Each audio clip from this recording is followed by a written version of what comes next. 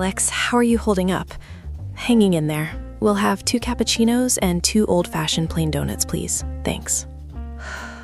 I'm gonna need it. I feel like we've been living inside court documents for 6 months, Alex. We have, but we made it. Episode 6, the season finale. We've traced this from the 90s social circles to the 2019 arrest. We've laid it all out. Today is about the cleanup.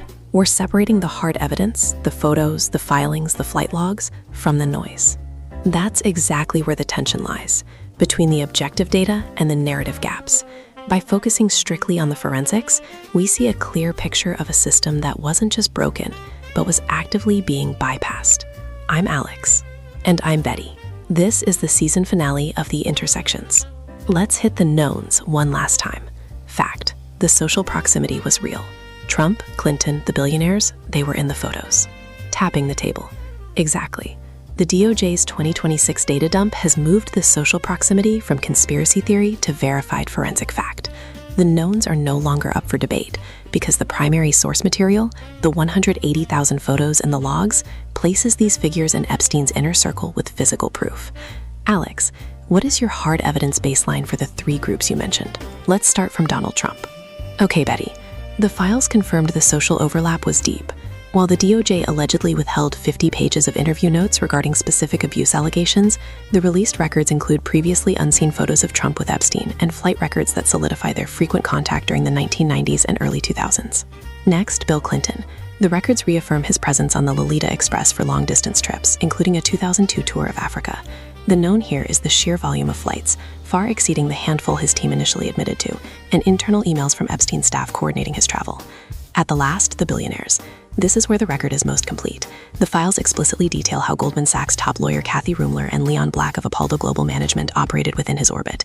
We have the invoices, the wire transfers, and the calendar invites showing that Epstein wasn't just a friend, he was a central node in their financial and social lives. That was great explanation, Alex. The surface is now fully visible. We have the proximity, the photos, the presence, the logs, and the payroll, the banking records. So we're left with a system that failed, but a record that, at least on the surface, looks complete. Does it? Because there is one sentence from 2008 that keeps me up.